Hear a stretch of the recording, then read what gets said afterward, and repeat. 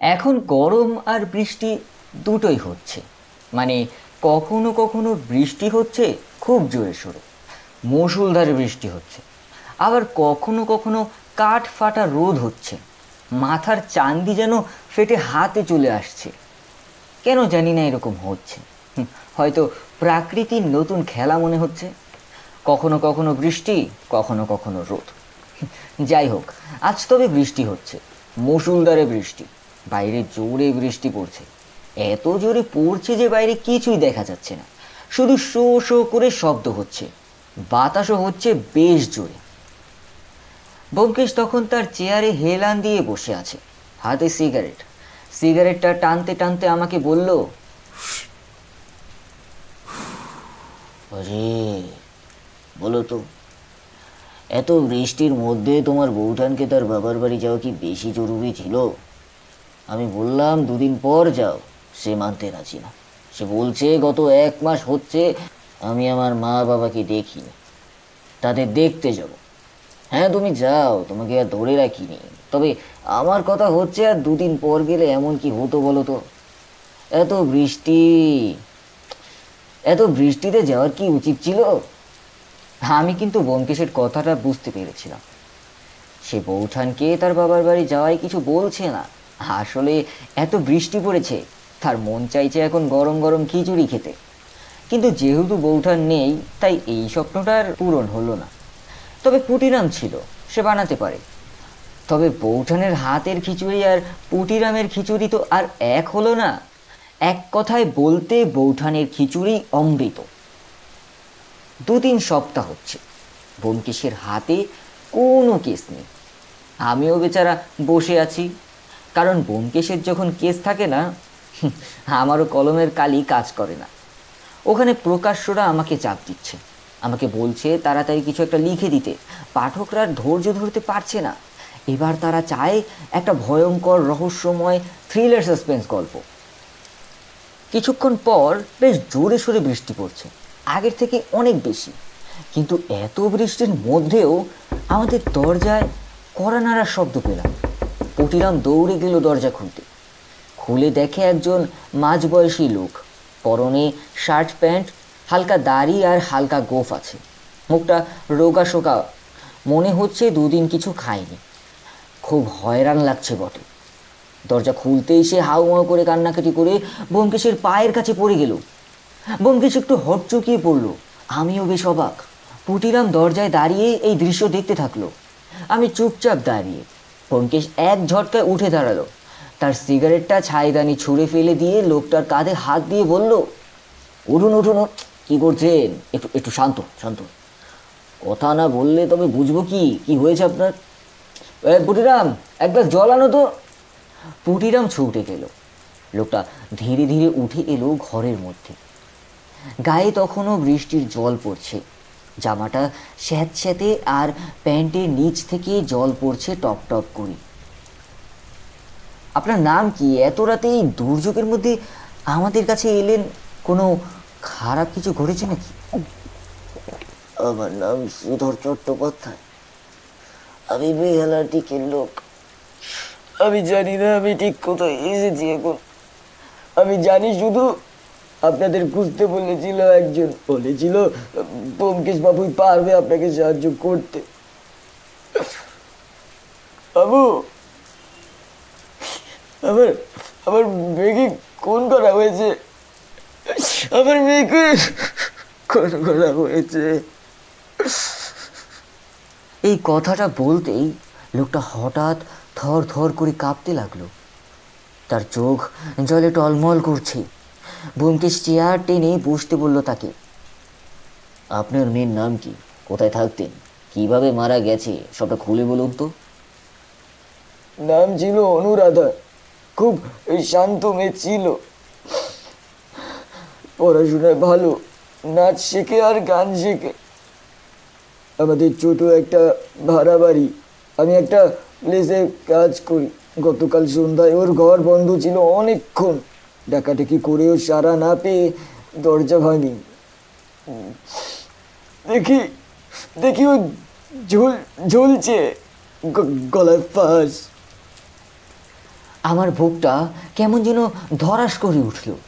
ব্যোমকেশ এক মুহূর্ত চুপ করে গেল, তারপর বলল, পুলিশ ডাকেননি?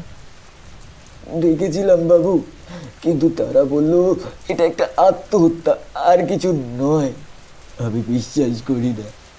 আমার মেয়ের মুখ দেখে আমি বুঝেছি ও খুন হয়েছে।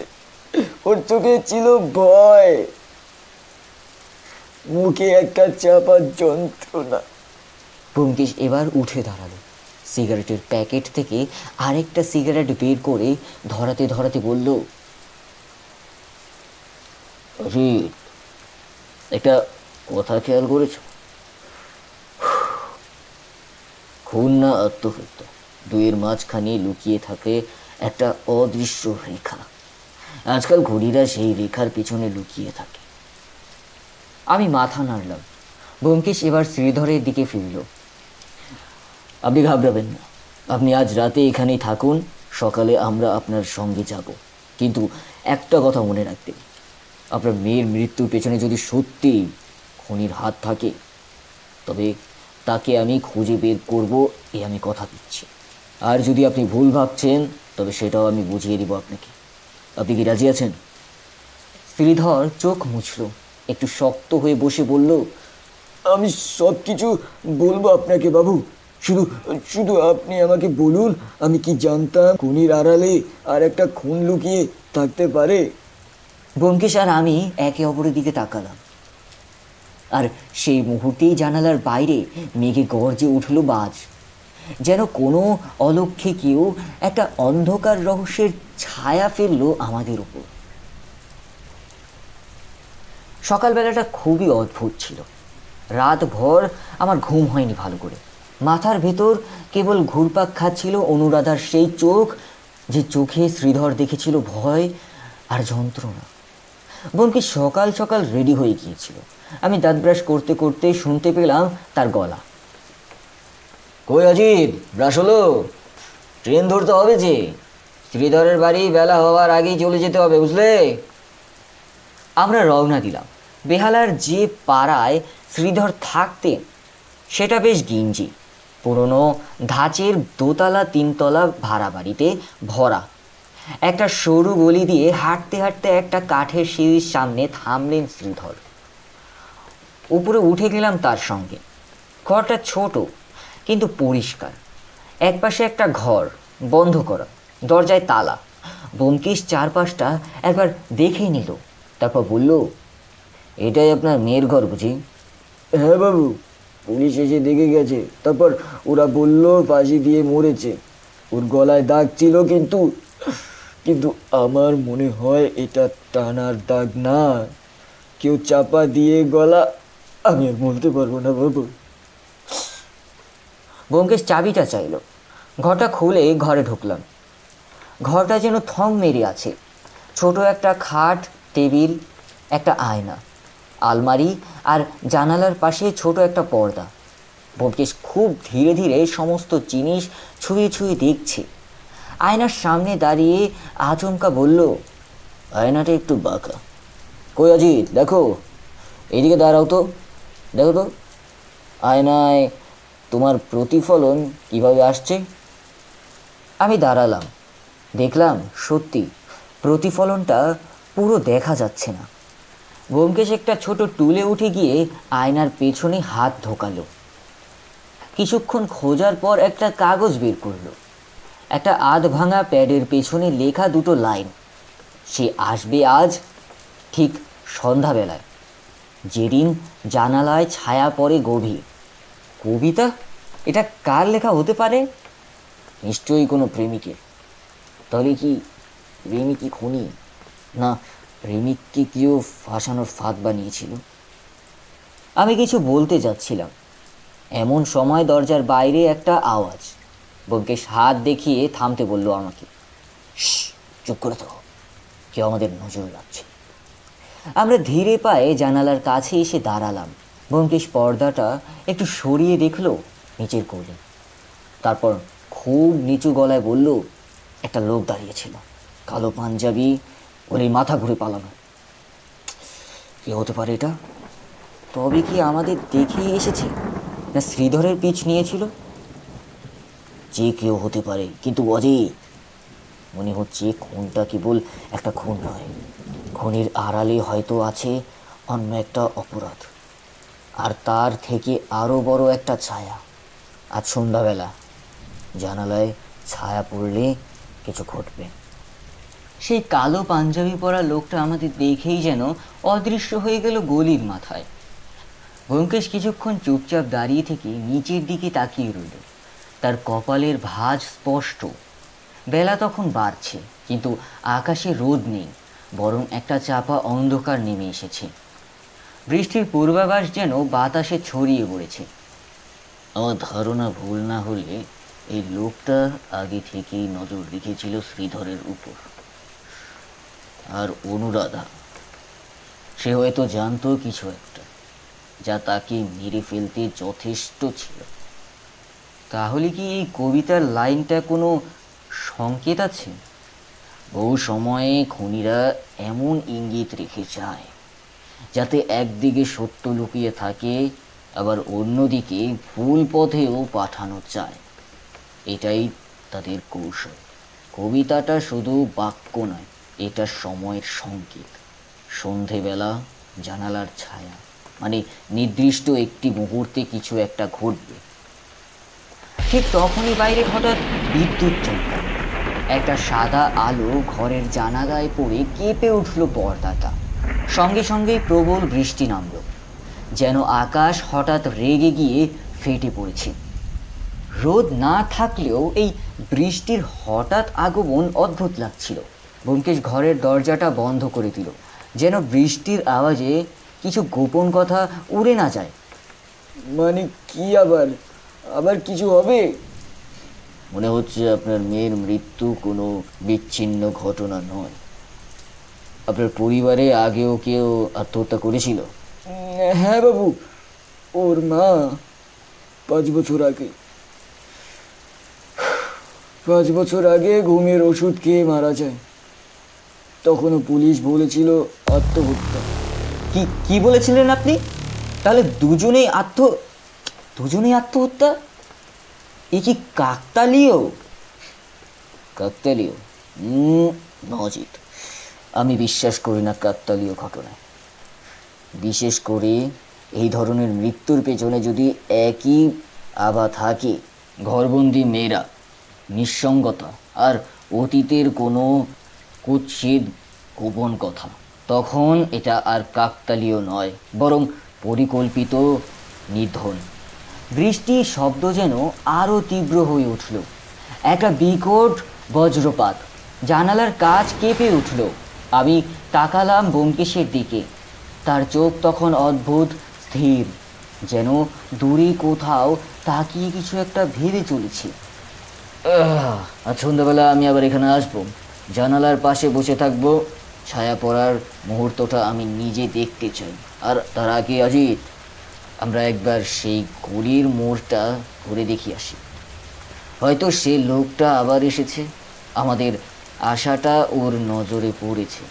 হয়তো সে ভেবেছে কিছু আগে ভাগে অবস্থা করতে হবে। আমরা বেরিয়ে এলাম। বৃষ্টি তখন কিছুটা থেমে গেছে, তবে চারদিক ঝপঝপে ভেজা। রাস্তার ইটের ফাঁকে ফাঁকে জল জমে আছে। ছেলেপিলেরা দূরে জল ছিটিয়ে খেলছে। সেই গলির মোড়টা আসতেই ব্যোমকেশ দাঁড়িয়ে পড়ল। হঠাৎ এক বৃদ্ধ চাওয়ালা ডাক দিল, এই বাবুরা, কাল বিকেলে একটা লোক দাঁড়িয়েছিল এখানেই, রোজ আসে, জানালার দিকে তাকিয়ে থাকে, পাগলের মতো কাঁদে। যে গায়ে কোনো কালো পাঞ্জাবি পরে? হ্যাঁ হ্যাঁ বাবু, ঠিক তাই। ব্যোমকেশ চোখ তুলে আকাশের দিকে তাকালো। মেঘের আড়াল থেকে একটু সূর্যের রোশনি এসে পড়ল তার মুখে। এই লোকটি, এই চাওয়ালা লোকটি কেন ব্যোমকেশকে এই কথাটুকু বলল? সন্ধ্যা এখনো হয়নি, কিন্তু সন্ধ্যার ছায়া যেন আগে ভাগেই নেমে আসছে। অজিত, আজ সন্ধ্যায় ঠিক যখন জানালায় ছায়া পড়বে, আমি চাই তুমি পাশে থেকো। আমি অনুভব করছি সে আবার আসবে, কিংবা কিছু ঘটবে। এই বাড়িতে নয়তো আশেপাশে। আর এবার সেই ছায়ার আড়ালে লুকিয়ে থাকা মুখোশটা আমি দেখতে চাই। সেদিন বিকেলটা ছিল এক অদ্ভুত দ্বন্দ্বের মধ্যে। একদিকে যেন সূর্যের তাপ ছিন্ন ভিন্ন করে দিচ্ছিল চারদিক, আর একদিকে আকাশের এক কোণে জমে উঠছিল কুচকুচে কালো মেঘ। হাওয়ার মধ্যে ছিল তপ্ত ধুলো আর অজানা উত্তেজনার গন্ধ। ওকে সেই দুপুরেই জানিয়ে দিল, অজিত, আজ সন্ধ্যাবেলায় আমরা আবার যাব শ্রীধরের পাড়ায়। জানালার ছায়া পড়ার মুহূর্তটা গুরুত্বপূর্ণ। কাগজে যেমন লেখা ছিল ঠিক সেই সময় কেউ আসতে পারে। আমি জানি ব্যোমকেশ যখন কোনো কিছু ভেবে বলে তখন সেটা হালকা রোমাঞ্চ নয়, একেবারে বিপদের ছায়া থাকে। আমরা দুজনে ঠিক করলাম বিকেল 5টায় বেরোবো। আর হ্যাঁ, বৌঠান কিন্তু আজ সকালবেলায় বাড়িতে পৌঁছিয়েছিল। সে আমাদের জন্য 2 কাপ চা বানিয়ে আনলেন, কিন্তু তার মুখেও চিন্তার ছায়া স্পষ্ট। সে আমাদের বলেছিল, সবসময় এমন ছায়া ছায়া কথা বলো না তো তোমরা, একটু সাবধানে থেকো, শুনলে? আর তখন মৃদু হেসে ব্যোমকেশ বলে, এই শহরে খুন খেলার মাঠ হয়ে দাঁড়িয়েছে, বুঝলে সত্য? কিন্তু আমি খেলোয়াড় নই। আমি জেতার জন্য খেলি না, সত্য জানার জন্য খেলি। বিকেল ঠিক 5টায় আমরা ট্রেনে চেপে বেহালার দিকে রওনা দিলাম। চারদিক তখন হঠাৎ করে অন্ধকার হতে শুরু করে। গরমের সঙ্গে এক ফোঁটা বৃষ্টি পড়ছে, যেন আকাশ ও পৃথিবীর মধ্যে একটা সংঘর্ষ ঘটছে। শ্রীধরের বাড়িতে পৌঁছে দেখি সে আগেই জানালার পর্দা সরিয়ে বসে আছে। তার মুখে আতঙ্কের ছায়া, চোখ দুটো শুকিয়ে গিয়েছে। বাবু, বিকেল হতে এই ঘরের দেয়ালে একটা ছায়া পড়ে। একদিন আমি ভেবেছিলাম একটা মুখ জানালার পাশে দাঁড়ানো, ওর মৃত্যুর আগের দিন। হ্যাঁ। ব্যোমকেশ কিছু বলল না, শুধু জানালার দিকে তাকিয়ে রইল। হঠাৎ বাইরে ঝড় শুরু হলো, বিদ্যুৎ চমকে উঠল, আর তার সঙ্গে জানালার কাছে একটা প্রতিচ্ছবি, একটা মুখ। ব্যোমকেশ, কে ওখানে? চুপ চুপ করো, চুপ করো অজিত, আলো নিভিয়ে দাও। অজিত, এবার সত্যটা দেখার সময়। আস্তে আস্তে চিৎকার করো না তুমি। আমি তড়িঘড়ি করে বাতি নিভিয়ে দিলাম। ঘরটা নিঃশব্দ হয়ে গেল, শুধু বৃষ্টির শব্দ আর বিদ্যুৎ চমকন। জানালার পাশে ব্যোমকেশ দাঁড়িয়ে রইল নীরবে। আমি আর শ্রীধর একটু দূরে দাঁড়িয়েছিলাম। 10 মিনিট কেটে গেল। হঠাৎ জানালার কাছে আবার সে ছায়া, এবার স্পষ্ট। ব্যোমকেশ বিদ্যুতের আলোতে তার মুখটা কিছুটা দেখে ফেলল। সে এক লম্বা কৃশদেহ লোক, মুখ ঢাকা একটা কাপড় দিয়ে। ঠিক তখনই ব্যোমকেশ ঝাঁপিয়ে জানালার দিকে এগিয়ে গেল, কিন্তু লোকটা ছায়ার মতো মিলিয়ে গেল গলির কোণে।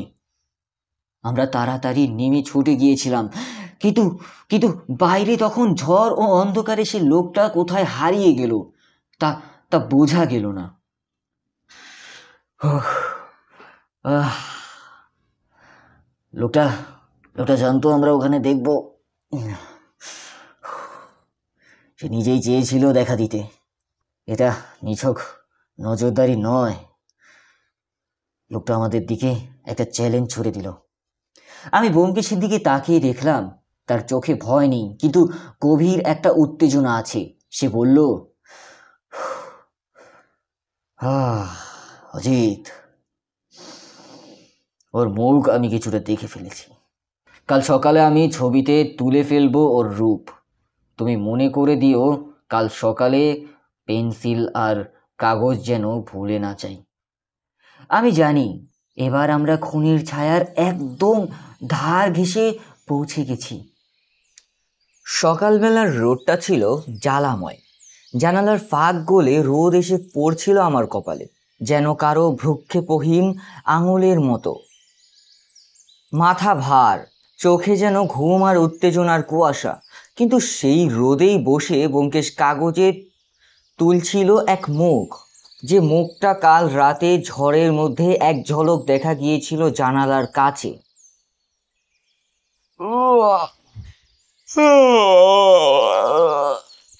ব্যোমকেশ, সকালবেলা থেকে এই এক মুখ আঁকছো। তুমি তো গোয়েন্দা, শিল্পী না। একটু ভুল বললে অজিত। গোয়েন্দা না, ওটা হবে সত্যান্বেষী। শিল্পী আর সত্যান্বেষীর তফাৎ খুব সামান্য।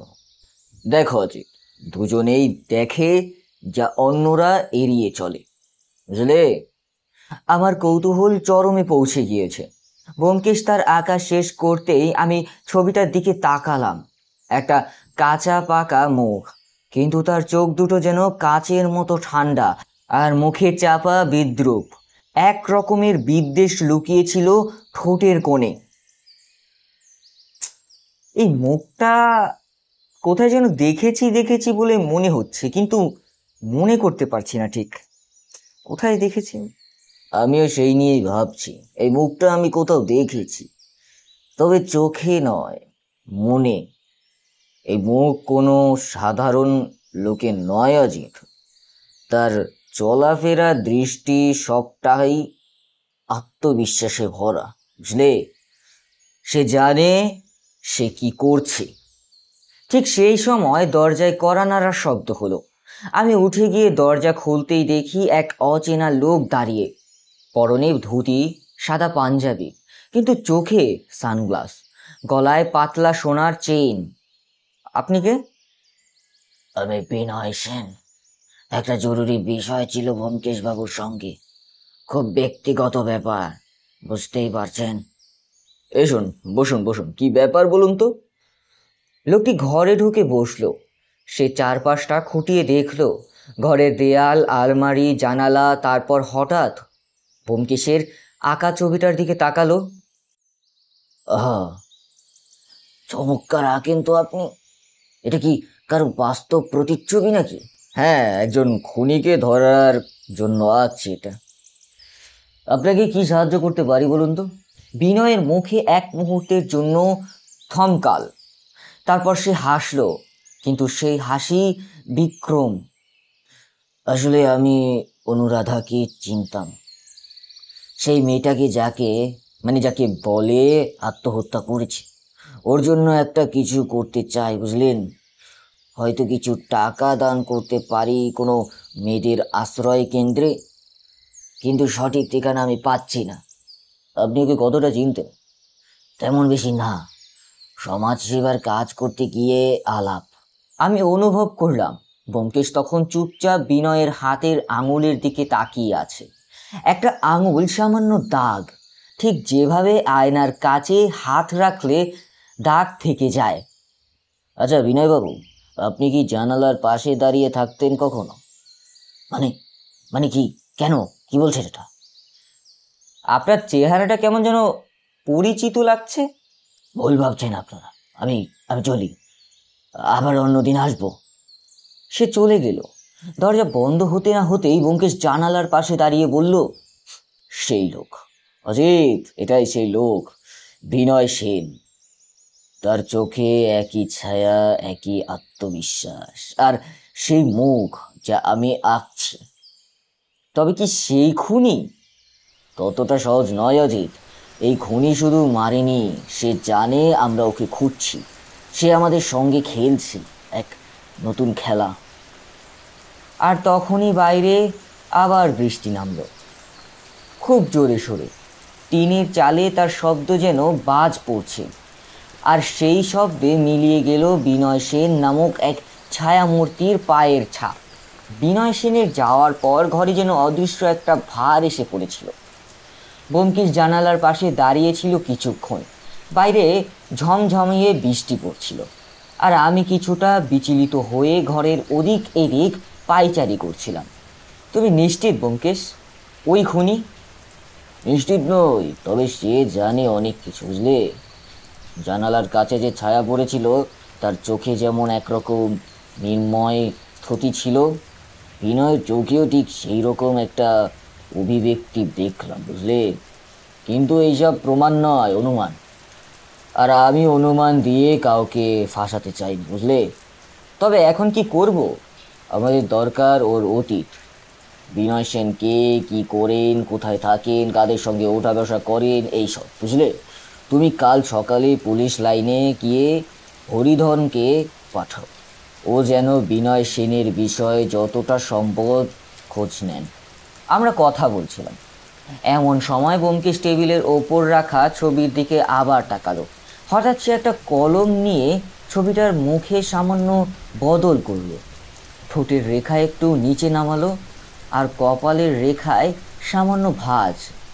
আমি অবাক হয়ে দেখলাম মুখটা অনেক বেশি জীবন্ত হয়ে উঠল। এখন তো আরো বেশি চেনা লাগছে মনে হচ্ছে। এবার তুমি ঠিক বলেছ অজিত, আমরা অনেক সময় কোনো মুখ একেবারেই চিনতে পারি না, কারণ আমরা তাকেই দেখি না। এখন থেকে দেখতে শুরু করো। পরদিন সকাল হরিধন ফিরে এলো প্রায় দুপুর নাগাদ। তার মুখে একটা অদ্ভুত উত্তেজনা। বিনয় সেন নামে কলকাতায় কেউ নেই যিনি সমাজসেবার নামে কাজ করেন, কিন্তু ওর আসল নাম বিনয় নয়। লোকটা হলো প্রদীপ মল্লিক। আগে একটা থিয়েটার গ্রুপে কাজ করত, ছদ্মবেশ আর মেকআপে ওস্তাদ।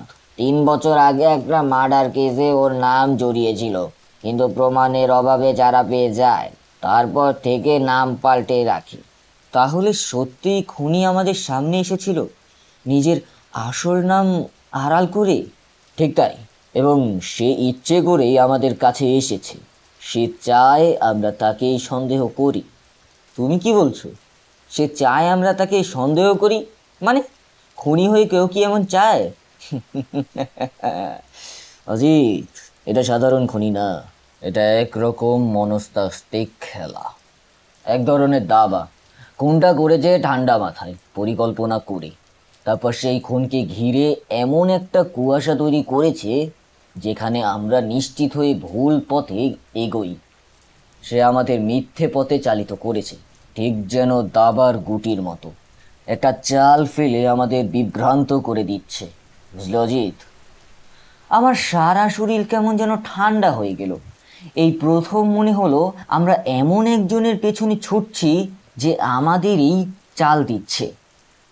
এই খুনি শুধু খুন করে না, সে নাটক করে, মুখোশ পরে। সে এক পিশাচ, বুঝলে অজিত? এবং আমরা তার মঞ্চে এখন অভিনয় করছি। তবে আমি অপেক্ষা করছি সেই মুহূর্তের জন্য যখন সে নিজের মুখোশ খুলে ফেলবে। কলকাতার আকাশে তখন কাঠ ফাটারো। জানালার ধারে দাঁড়িয়ে ব্যোমকেশ এক মনি নিচের রাস্তার দিকে তাকিয়েছিল। হঠাৎ গলির এক পাশ দিয়ে একটা পাগল হেঁটে গেল। নগ্ন পদ, মুখে অস্ফুট কিছু কথাবার্তা। তার পেছনে এক জোড়া কুকুর ছুটে এলো, আর তার ডাকের আওয়াজ যেন পুড়ে যাওয়া বাতাসের মধ্যে ছড়িয়ে গেল। ফলে তো আজকাল কলকাতা যেন আগের মতো নেই। এই শহরের বুকেও কি তবে পচন ধরেছে ব্যোমকেশ? শহরটা নয় অজিত, পচন ধরেছে মানুষের মনে। সেই পচনই খুনের জন্ম দেয়, আর আমাদের কাজ হলো সেই পচনের শিকড় খুঁজে বের করা। আমি এবার ডায়েরির পাতায় চোখ রাখলাম, যেখানে আমরা বিনয় সেন ওরফে প্রদীপ মল্লিকের সম্পর্কে যতটুকু জেনেছি লিখে রেখেছি। হরিধনের দেওয়া তথ্য অনুযায়ী প্রদীপ একসময় থিয়েটারে অভিনয় করত। মেকআপ ছিল এমন পারদর্শী যে নিজেকে চেনার উপায় থাকতো না। সেই সময় দরজায় টোকা পড়লো। বৌঠান এসেছে। বৌঠান আমাদের বলেছিল, তোমাদের দুজনকে দেখে মনে হচ্ছে যেন কেউ চুপি চুপি গোটা শহরটাকে পরীক্ষা করছে। এক কাপ চা খেলেই দেখো পৃথিবী আবার স্বাভাবিক লাগবে। আমি হেসে চা নিলাম। ব্যোমকেশ শুধু চোখ তুলল, তারপর চায়ের কাপে ঠোঁট ছোঁয়ায়, কিন্তু চোখ এখনো জানালার বাইরে। অজিত, আজ সন্ধ্যাবেলা কিছু একটা ঘটবে। এই কবিতার কথা মনে আছে? সন্ধেবেলায় যখন জানালায় ছায়া পড়ে গভীর। আমি ঠিক বলেছি, আজ সন্ধ্যায় আমরা আবার সেই বাড়িতে যাব। মানে মানে মানে আবার? কিন্তু কিন্তু এবার তো সেখানে কেউ নেই।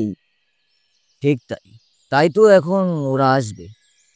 আজ সন্ধ্যায় হয় খুনি আসবে, নয়তো খুনির কোনো ছায়া, যে ছায়া হয়তো আমাদেরই পেছনে লেগে আছে। সন্ধেবেলা আকাশে তখন মেঘ, হঠাৎ হাওয়া উঠে গেছে, জানালার পর্দা দুলে উঠছে। আমাদের সামনে সেই পুরনো বাড়ি, শ্রীধরের বাড়ি।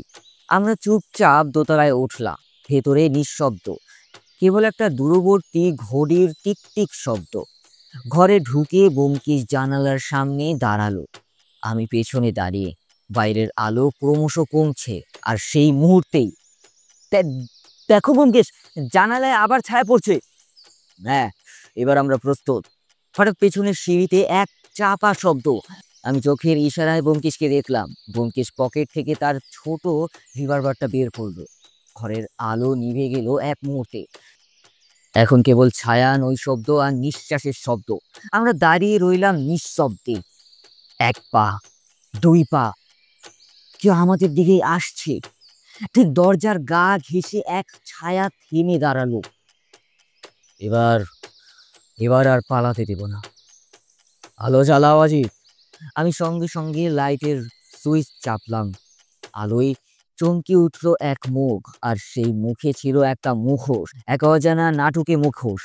কিন্তু তার চোখের গভীরে ছিল কেবল মৃত্যু। তুমি কে? প্রদীপ মল্লিক তো নও তুমি। কে তুমি? আর কেন এই খেলা? ছায়ার মুখোশ হঠাৎ খুলে গেল, আর আমরা প্রথমবার দেখলাম সত্যিকারের সেই চেহারা, যে এতদিন ছায়ার আড়ালে ছিল। বৃষ্টির ফোঁটা জানালার কাছে পড়ে পড়ে নিঃশব্দ সুর তোলে। হঠাৎ সেই মুখোশ খুলে যাওয়ার পর একটা মুহূর্তেই নীরবতা, যা যেন সময় থমকে যাওয়ার সংকেত দিচ্ছিল। ঘরের বাতাস হালকা হয়ে গেল, কিন্তু কিন্তু অন্তরটা চাপা ভয়াল। বলো তো, তোমার নাম কি? আর কেন এতদিন এই ছায়ার আড়ালে ছিলে? এবার সেই ছায়াটি অন্ধকার থেকে আস্তে আস্তে এগিয়ে আসে, আর তারপর বলে, আমার নাম তোমাদের না জানাই ভালো, তবে এই নাটকটা জানালো আমার কাজ ছিল। তবু আসল খুনি আমি নই। যাকে তুমি খুনি বলছ সে অনেক দূরের কথা। তাহলে আমরা কি খুঁজছি? কেন এই রহস্যের গভীরে ঢুকতে হবে? যে খুনির আড়ালে খুন লুকোনো আছে, সে সত্যি এখনো আমাদের মুখোমুখি। আর এখন তোমার আসল উদ্দেশ্য কি, সেটা বলো। হঠাৎ তার গলার কণ্ঠে যেন কোনো জোর আসে। সে পেছনে হেলে দরজার দিকে তাকায়। তবে সে আর বলার আগেই দরজার ঘড়ি কাঁটা একবার অস্বাভাবিক শব্দ করে ওঠে। একটা চাপা গুঞ্জন ঘরের মধ্যে ছড়িয়ে পড়ল, আর তখনই দরজার নিচে থেকে একটু খুলে গেল। আমি এবং ব্যোমকেশ তৎক্ষণাৎ সজাগ হয়ে গেলাম। ব্যোমকেশ, কেউ কি ঢুকছে? আমরা দুজনে সেই অন্ধকার দিকের দিকে তাকালাম, কিন্তু কিন্তু বাইরে থেকে কোনো শব্দ নেই, শুধুই বৃষ্টির শব্দ। অজিত, একটু ভেবে দেখো, আমরা একটা বড় খেলা খেলছি। এখন কারো বিশ্বাস করতে পারবো না কি? সত্যবতী আর নেই, আমাদের সাথে কেউ নেই যে একটু মৃদু হাসি দিয়ে পরিস্থিতি হালকা করত। আমি একটু বিস্ময় হলাম। সত্যবতীর কথা মনে পড়ল। হঠাৎ বাইরে বাতাস চরম আকারে বয়ে গেল, জানালার পর্দা উড়ে গেল। ঘরের ভেতর একটা কুয়াশার মতো অবস্থা, আর সেই কুয়াশার মাঝেই রহস্যময় ব্যক্তিটি ধীরে ধীরে আঘাত হানে। সন্তান, এটা একটা ফাঁদ হতে পারে। সে ঝট করে রিভলভার উঁচু করলো, কিন্তু সেই ব্যক্তিটি দ্রুত কাঁধে কিছু ফেলে দিল। আমার চোখ দুটো ফেটে গেল। সে একটা ধোঁয়ার বোমা ফেলে। ঘর ভরে গেল কালো ধোঁয়ায়। দৃষ্টিশক্তি অন্ধকারে হারিয়ে গেল। আমরা দুজনেই হারিয়ে গেলাম অন্ধকারে। ব্যোমকেশ, ব্যোমকেশ, ধোঁয়া ঘন হয়ে আসছে। আমরা কি বের হতে পারবো? নিশ্চিতভাবে এখন আমাদের অন্ধকার বুঝতে হবে কে বন্ধু কে শত্রু। ঘরের মধ্যে ভয়ানক নীরবতা নেমে এলো। ধোঁয়া কেটে গেল। আমাদেরও চোখের সামনেই রহস্য আরো ঘন হলো, আর সত্যবতীর গুঞ্জন ছাড়াই। আমরা এখন একাকী এই যুদ্ধের মুখোমুখি। বৃষ্টির ফোঁটার শব্দ এখনো কানে বাজছিল, আর ঘরের মধ্যে ছড়ানো ধোঁয়া ক্রমেই তা কাটতে শুরু করেছিল। চোখ বুজে রাখলেও মনে হচ্ছিল যেন অন্ধকারের মাঝেই কোনো ছায়া ধীরে ধীরে সরতে শুরু করেছে। আমরা দুজন মনের গভীরে একটা অজানা বিপদকে টের পাচ্ছিলাম। অজিত, এই খেলা আরো বড়, আরো জটিল। যে ধোঁয়া আমাদের বিভ্রান্ত করলো সে হয়তো আসল কৌশল। আমাদের দেখতে হবে ধোঁয়ার আড়ালে কি লুকোনো আছে। আর তোমার বলাটা সত্য ব্যোমকেশ, এই খুনিরা যেন ধোঁয়া থেকে বেরিয়ে এসে আমাদের পিছু ছাড়তে না। আমরা ধীরে ধীরে ঘরটা ঘুরে দেখলাম। জানালার কাছাকাছি একটা খোলা বই পড়ে আছে। ব্যোমকেশ বইটা তুলে নিল। পাতাগুলো ছিল স্যাঁতস্যাঁতে, আর এক কোণে একটা লাল দাগ। এই দাগটা দেখে রক্তের মতো মনে হচ্ছে, কিন্তু কাগজের ওপর। আর এটা কোনো সাধারণ দুর্ঘটনা নয় অজি, এখানে কারো পরিকল্পনা রয়েছে। তাহলে কি এই দাগের অর্থ কেউ আমাদের পাঠাচ্ছে? হয়তো এদের ছায়া শুধু গলির ধারে নয়, আমাদের চারপাশেই থাকে। একটু দূরে পড়ে থাকা একটা পুরনো পত্রিকা খুলে দেখলাম। সেখানে স্থানীয় একজন ব্যবসায়ীর ছবি আর খবর ছিল। গোপন রাজনৈতিক ষড়যন্ত্রে জড়িত ব্যক্তির কথা উল্লেখ। ব্যোমকেশ, আমরা তো একটা বড় ষড়যন্ত্রের কেন্দ্রে এসে পড়েছি। খুনিরা শুধু অপরাধী নয়, তারা সমাজের অন্ধকার প্রান্তেও লুকিয়ে আছে। তাই বলে ভয় পাওয়ার কিছু নেই, কারণ সত্যের আলো সব সময় অন্ধকারকে ধ্বংস করে। বাইরে হঠাৎ রোদ ঝলমল করলো। কাঠ ফাটা রোদ যেমন ঝলমল করছে, তেমনি মনে হচ্ছিল আজকের সন্ধ্যা যেন নতুন এক অধ্যায় শুরু হবে। এই রোদ তো বৃষ্টি থেমে এসেছে ব্যোমকেশ।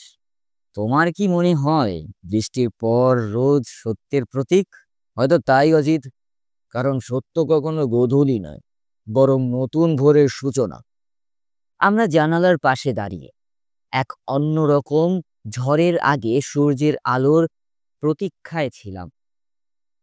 বাইরে আবার বৃষ্টি পড়ছে, এবার একটু নরম, যেন সান্ত্বনার ছোঁয়া।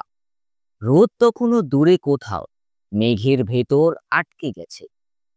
আমার মাথায় ব্যোমকেশের কথাগুলো ঘুরপাক খাচ্ছিল। খুনির আড়ালে আরো কিছু আছে, এ কথা যেন একটা অজানা আতঙ্ক এনে দিল। অজিত, আসো, আজ রাতে একটু আলাদাভাবে নজর রাখতে হবে। মনে হচ্ছে আমাদের কেউ চোখ রাখছে, আর আমরা হয়তো খুব কাছে এসে গিয়েছি। তুমি বুদ্ধিমান বকশি, কিন্তু কেউ যদি আমাদের চোখ রাখে তাহলে তারা নিশ্চয়ই আর এক ঝাঁক ঠকাতে চায়।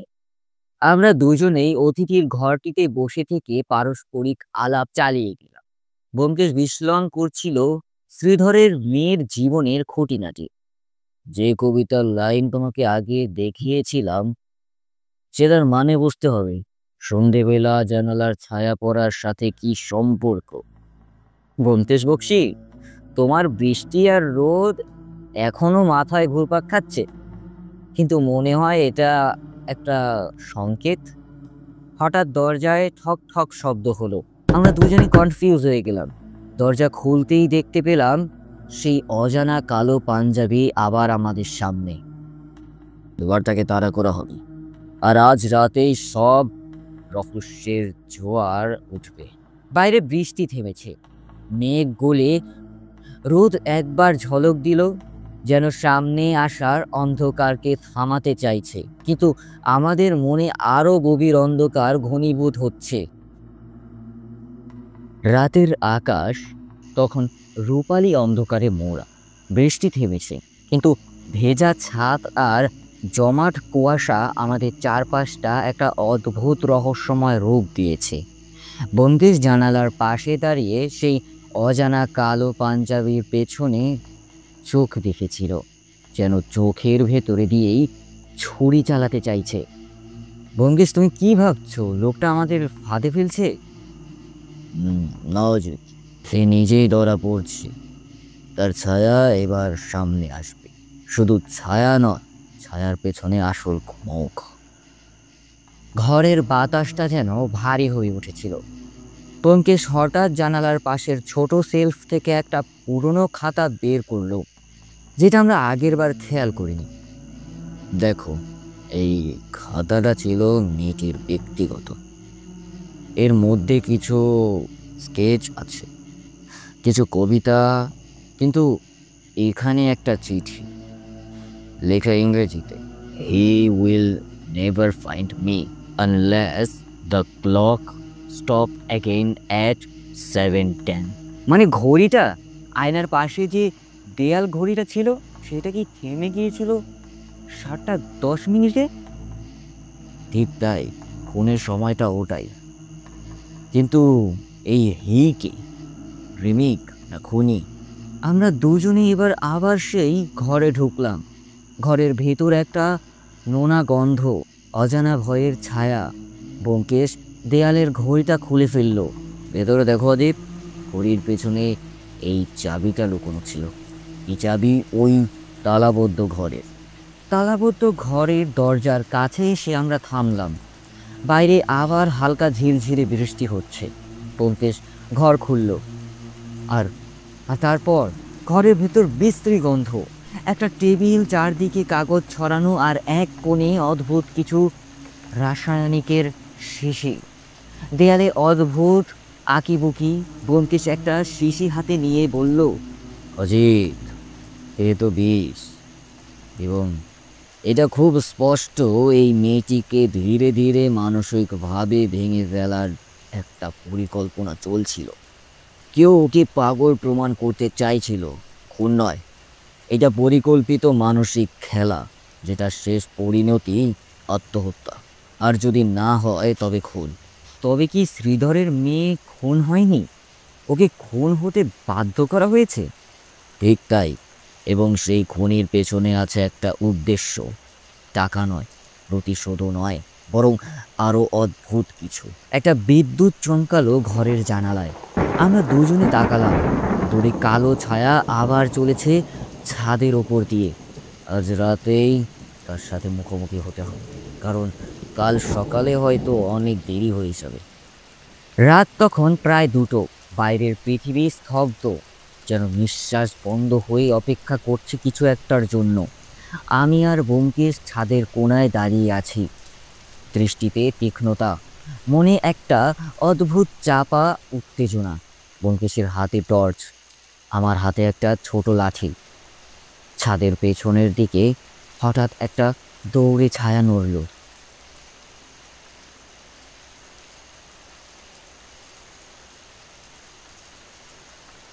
থামো, থামো বলছি। আমরা ছুটে গেলাম। ছায়া সরে পড়ল দোতলার এক ঝুঁকিপূর্ণ করিডোরে, যেখানে দাঁড়িয়ে এক ছায়ামূর্তি, মুখে কাপড় বাঁধা। ব্যোমকেশ ঠান্ডা গলায় বলল, তোমার নাটক অনেক হয়েছে, এবার মুখোশ খুলে ফেলো, কারণ আমি সব জানি এবার। তুমি কোনো বাইরের লোক নও, তুমি এই বাড়ির একজন। এ তুমি? ছায়ামূর্তি থমকে দাঁড়ালো। ধীরে ধীরে সে মুখ থেকে কাপড় সরালো। আমি হতভাগ। এ আর কেউ নয়, আমাদের অতিথির ভাগ্নে রজনীকান্ত। রজনীকান্ত, তুমি? কিন্তু কেন? কারণ সত্যটা জানলে কেউ বিশ্বাস করতো না।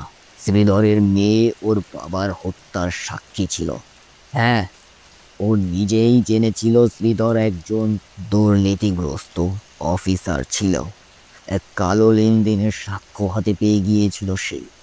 আমি তখন সেই সব লোকের হয়ে কাজ করতাম। আমার কাজ ছিল সেই মেয়েটাকে নিরস্ত করা। তুমি ওকে ধীরে ধীরে মানসিকভাবে ভেঙে ফেলেছ, যাতে সে আত্মহত্যা করে, কিন্তু ও সহজে ভাঙেনি। শেষমেশ আমি ওকে বিষ খাওয়াই। কিন্তু তারপর আমার নিজের মধ্যেও এক ধরনের ভয় জন্মে যায়, কারণ ওর মৃত্যুটা যেন আমার ঘাড়ে চেপে বসেছিল। তাহলে এই ঘর, এই তালা, এই ঘড়ি সব ছিল সাজানো নাটক? না জি, নাটক ছিল না। এটা ছিল পরিকল্পিত মনস্তাত্ত্বিক খুন, এক ধরনের হত্যা যা শরীরে আঘাত না করেও মানুষকে শেষ করে দেয়। এবং তুমি সেই পরিকল্পনার কারিগর। রজনীকান্তের চোখ দুটো জল জল করছিল, কিন্তু মুখটা নিস্তেজ। হঠাৎ সে পকেট থেকে কিছু বের করতে গেল। ব্যোমকেশ সাথে সাথে ওর হাত চেপে ধরল। হুম, না রজনীকান্ত, আর নাটক নয়। আমরা রজনীকান্তকে আমাদের মেহমানের সহায়তায় পুলিশকে হস্তক্ষেপ করলাম। সে চুপচাপ ছিল, একবারও নিজেকে নির্দোষ বলার চেষ্টা করলো না। কিন্তু ব্যোমকেশের মুখে এখনো সেই অদ্ভুত ভাব। সে জানে সব কিছু হয়তো এখানে শেষ নয়। অজিত, তুমি কি জানো এই গল্পের একটা দিক এখনো অজানা রয়ে গেছে? কি দিক? রজনীকান্ত বলেছিল সে তাদের হয়ে কাজ করত, কিন্তু সেই তারা কারা? তারা কি এখানেই থেমে যাবে? তুমি কি এখনো ভাবছো এই গল্প এখানে শেষ নয়? একজন মানুষ যদি বলে সে কারো হয়ে কাজ করত, তাহলে সেই কারো চিহ্ন রেখে যাওয়া কথা। আমার সন্দেহ বাড়ির ভেতরেই কেউ ছিল যে রজনীকান্তের সঙ্গে যোগাযোগ রেখেছিল, হয়তো পরিকল্পনার আড়াল থেকে সাহায্য করেছিল। আমি অবাক হয়ে চুপ করে গেলাম। সত্যি, কে হতে পারে সে? ব্যোমকেশ তখন মেহমানের ডায়েরি বের করলো, যেখানে অতিথিদের আগমন প্রস্থান লেখা ছিল। এই যে দেখো, একদিন শ্রীধরের মৃত্যুর পরে এখানে একজন আগন্তুক এসেছিলেন। নিজেকে ব্যবসায়ী বলে পরিচয় দিয়েছিলেন, কিন্তু ঠিকানা জাল ছিল। তবে কি সেই, হ্যাঁ, সেই লোক ছিল রজনীকান্তের আসল নিয়ন্ত্রক। আমরা যখন রজনীকান্তকে জেরা করছিলাম, তখন সে ভয়ে তার নাম পর্যন্ত বলেনি, কারণ সে জানে সে সে লোকটা তাকে শেষ করে দেবে। হঠাৎই একজন পুলিশ এসে খবর দিল রজনীকান্ত জেল থেকে হাসপাতালে নিয়ে যাওয়ার সময় ট্রাকে চাপা পড়ে মারা গেছে। খুব পরিষ্কার, জি, খুব পরিষ্কার। ওকে খুন করা হয়েছে ওর মুখ বন্ধ করতে। তাহলে এখন এখন কিছু করা যাবে না। সেই ছায়া পুরুষ ধরা পড়েনি, কিন্তু একদিন সে আসবেই, আর তখন আমি প্রস্তুত থাকব। আমি ব্যোমকেশের মুখের দিকে তাকালাম। তার চোখে জ্বলছে গভীর দৃষ্টি, যেন অন্ধকারের ভেতর থেকেও আলো দেখতে পায়। বৃষ্টি থেমেছে, মেঘ কেটে সূর্য উঠেছে, কিন্তু সেই আলো একেবারে নির্মল নয়। তার ভেতরেও একটা কুয়াশা রয়ে গেছে। আমি আর ব্যোমকেশ দুজনেই চুপ করে চা খাচ্ছি। সামনে সমুদ্রের ঢেউ আছড়ে পড়ছে, ঠিক যেমন করে সত্যের খোঁজের সময় আছড়ে পড়ে মিথ্যার প্রাচীরে। অজি, আজকের রাতটা একটু বিশ্রাম নাও, কারণ এবার হয়তো আরো বড় খেলা শুরু হতে চলেছে।